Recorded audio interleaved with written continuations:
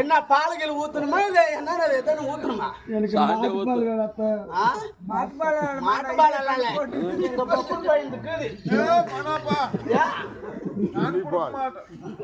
சாப்பாடு